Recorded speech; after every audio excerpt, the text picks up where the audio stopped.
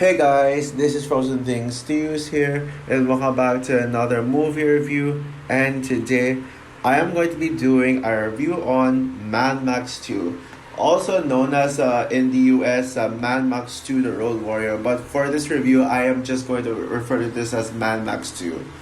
So, Mad Max 2 is the second installment in the Mad Max franchise, a sequel to 1979's Mad Max. And it came out in the year 1981, the same year as Raiders of the Lost Ark, and is directed by George Miller, and it stars Mel Gibson, Bruce Spence, Michael Preston, Max Phipps, Vernon Wells, Emil Mindy, Virginia Hay, William Zappa, or Archie Whitley, etc. And so, Mad Max 2 tells a story of the world that went all to shit due to some oil stuff and some of the things that was explained in the first film, which is a little bit complicated to explain. But basically, the world has turned into a wasteland now, and now we got Max Rockansky, who returns as a heroic loner who drives the dusty roads of a post-apocalyptic Australian outback, and he is in unending search for gasoline. Now, arrayed against him and the others scraggly defendants of a fuel depot incompetent are the bizarre warriors commanded by the charismatic Lord Humongous, a violent leader whose scruples are as barren as the surrounding landscape. And so yeah, as he is fueled by revenge, the characters go head to head in a massive road chase in the wasteland. Now just a recap on my thoughts on Mad Max 1, the first film. Now, yes, I did call the film overrated. I am not a fan of the film. I mean, maybe there were a few points that made I feel like I might have missed out on. I was pretty much trying a little too hard to explain my reasons as to why it's bad. Like I really wanted to show that like I can have a great thing, have great critical mind. But at the end of the day, it's just not good because it's boring. That's the only reason why I'm not a fan. It is a very well made film, but it's just very slow and very boring. And I mean that in a way where I just don't feel engaged with it. The story is unengaging. The story is unengaging. The characters are uninteresting. Not even Max himself is engaging. Seriously, and I feel like they should have already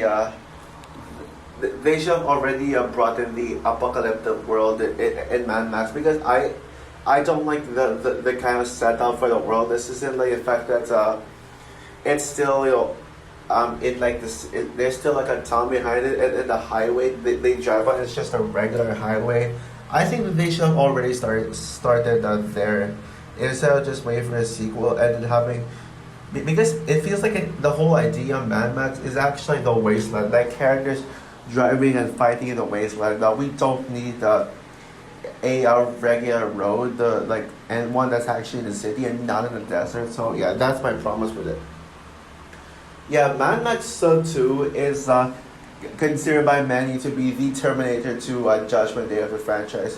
Only difference is that while Terminator 2 doesn't have another film topping it, this one it's being topped by Mad Max Fury Road. Besides Mad Max Fury Road itself, Mad Max 2 is actually considered to be the best one. In fact, before Mad Max Fury Road, when Mad Max was just a trilogy back then, everybody said that this was the best Mad Max movie. The best Mad Max movie. Now, yes, just like with the first and the third films, this one I watched it back in 2016. Like, I didn't even know about these films when I saw the first Mad Max for the first time on my TV. It was just a couple of months after I saw Fury Road for the first time, and I started getting into this franchise. Now, I will admit though, I did kind of lower my expectations going into this one. I knew that it was going to be I mean, I knew it was going to be great since I know most people love it. But the thing is that the first Mad Max movie got a very high rating.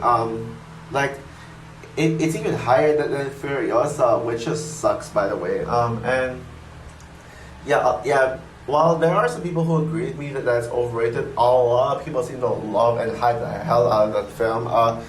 So I was like thinking, well, is good for fear? Could the Mad Max 2 also be just as overhyped as the first film? Well, I am here to report you all good news that I actually love Mad Max 2. I think this movie is a masterpiece. It is an absolute classic, and yeah, this is everything the first film isn't. I can't remember the last franchise where like where the first film I don't like, but then the second film I ended up loving. I guess maybe Thor could be an arguable example. Like the first two Thor movies I don't like, but then Thor Ragnarok because it just changed everything. It's a similar effect to that yeah. Mad Max 1 is the first two Thor films of the Mad Max franchise. Well, this one is like the Thor Ragnarok of the Mad Max franchise. Yeah, this is just phenomenal. And now, is it Mad Max? Is it on the same level as Mad Max Fury Road? Hell no, not even close. But even though it's not Mad Max Fury Road, again, this movie is almost just as good as Fury Road. And I would say that this would be my second favorite movie of 2000 of 1981, second only behind of course Raiders of the Lost Ark. Maybe there might be a movie I'm missing, but yeah, Mad Max 2 and Raiders of the Lost Ark are two movies that like come into my head when I think about 1981 movies. But again, like what I said, I'm surely missing something, But yeah, man, Mad Max 2 is freaking awesome. Now, are there any criticisms I have with the film? Well, I must say though, I do have one nitpick about this film. That nitpick being, I do think, I like the villains here. The Humongous is a solid villain. But I personally think that Wes should have been the main villain. I mean, I'm gonna talk about Wes later on in the review, but I'll just say I think Wes or Wes, I think Wes is how you pronounce it. He should have been the main villain, the true main villain, because he does feel a lot more menacing. Again, I'll talk more about him later, but yeah. But yeah, that's just a nitpick. So there's no actual criticism with the film. Now let's get into everything great about this film. Yeah, I think what really made this film like an improvement, and I mean a huge improvement from the first Mad Max, is the change in tone. Yeah, like what I said many times, the first Mad Max had such an unnecessarily slow pace. It's basically just about Max driving in the highway, and I know there's like a lot of story to it. There's like plot to it, but like, it's just not very interesting. It's very thin, but yeah, this one has a tighter story. And while the first film that did have a lack of action and it tried so hard to be more dramatic, this one geared more towards action. Yeah. In fact, I say this is akin with Mad Max Fury Road. I think I will admit one reason why I love this film so much is that this movie actually reminded me of Mad Max Fury Road. It's like I said, Mad Max Fury Road is actually a reboot of this film. Although only difference is that Fury Road that did it better, clearly. But then again, it's Fury Road, a movie with non-stop action. Well, this one, it's basically Mad Max Fury Road if it had a bit of slow pacing, because this movie did have some slow pace to it. There are times when the pacing is slow. However, unlike the first film where the slow pacing bored me, this film's pacing actually still felt brisk. It's only slow because it's not an action scene and these characters are breathing. Like the movie wants its audiences to breathe, and that's the thing. I mean, as much as I love all action scenes, I I think a movie does need more time for dialogue and dialogue and characters. And speaking of characters, yeah, speaking of characters, man, yeah, the characters here are much more interesting. Max is all of a sudden a Max. Yeah, Max is a much more interesting character. Yeah, Max feels like the Max I want to him to be, and Mel Gibson gives a much more recognizable performance because in the first film, while he was good, his performance is a bit forgettable and not really one to write home. But this one, yeah, this one it's everything better with his character. Loved how the bare bones story of Max being in his whole journey. Yeah, and yeah, sorry about that, but it's kind of a personal story of Max. He being on his own journey, but then Max just wants his own journey to find oil. But I mean, he's not really a hero, although he is seen by the others as a hero. He actually just wants oil. He's in the wasteland searching for oil. That's his love. But then he just he just comes into he just witnesses a fight and joins in. And man, yeah, he's kind of he's like kind of Han Solo in a way. And I absolutely love how the fight scenes actually give Max a character arc where he must choose between good and evil. Like he must choose a side. Like should he side with Vets or the other guys? Or the other guys? Yeah. The and similar with the Han Solo, the Rogue finds in his heart of gold. And that's the thing. And yeah, for the vast majority of the movie, it's just all like crazy stunts and actions. But there is actually a story behind it, a personal story behind Max, and like what I said, that actually works about it. But yeah, of course, the action scenes are the main selling points. The VFX are definitely a large step up, and they absolutely they absolutely stood the test of time, especially for early '80s standards. I'd say this actually has even better visuals than Raiders of the Lost Ark. No joke. Yeah, I actually really do mean that. Even though Raiders is the better movie for obvious reasons, the sound effects, especially of the cars and guns, are all just spot on, and the score is also great. Though it's no Junkie XL, but still a great score regardless. And George Miller continues to show his talent. George Miller continues to show his talent as a director. He still knocks it out of the park with this one. So yeah.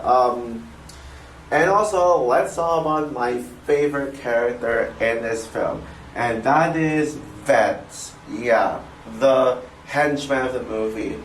I mean, he would have been the main villain. I wish he was the main villain, like what I said, but the main villain is actually the Humongous. The Humongous is a great villain, but Vets is truly Vets is the standout villain and the MVP of the film. He has such a terrifying presence, he has this really cool spider-punk like design to it, like similar to both. It's like basically both Spider-Punk and Hawk from Cobra Kai combined. Yeah, that's how he looks like. And man, he actually is very scary and he is terrifying. In the final battle of the film towards the end, there was a jump scare made by him that actually got me. Yeah, it really scared the living crap out of me. That's how great he is as a villain. So yeah. And honestly, I would say that he would be my personal favorite Mad Max villain. Yes, even over Morton Joe from Fury Road. I never thought I would say that. Although I will say, I do think Dementos from Furiosa will top Vets. I guarantee you, because Chris Hemsworth was, because of Chris Hemsworth just looking like he could give his best performance yet, and all the praise I've heard given to Dementos so far from people who saw Furiosa and Cannes, yeah, I just know he will. Like, there's no doubt about that. So overall, Mad Max 2 is definitely a huge step up for the first, and this is by far and away the best um, in the franchise. And saying that this is the only good film in the Mad Max OG trilogy, the only one I love, it is a huge understatement. This is certainly one of the best Mad Max movies, period. This right now, this actually would be my second favorite Mad Max movie, second only behind Fury Road. So yeah. So with that said, I'm going to give Mad Max 2 5 stars out of 5. Although a tad bit on the low side of the 5 stars. So for my review on Mad Max 2, what are your thoughts on the film? Would you agree with me that this movie is a masterpiece and one of the best Mad Max films? Would this be your favorite Mad Max film? Because I know there are a few people who is considered this as their favorite, especially to some who say that Mad Max Fury Road is actually overrated. Yeah. Comment down below, like, subscribe, hit the notification bell, and stay tuned for my review on Mad Max Beyond Thunderdome. And as I'm recording this, I've actually already previously recorded my final part of my Frozen Awards 2024. But I decided to get this one out first, and then I'll review. I'll have to find time to edit and upload my Frozen Awards. So yeah, bye guys.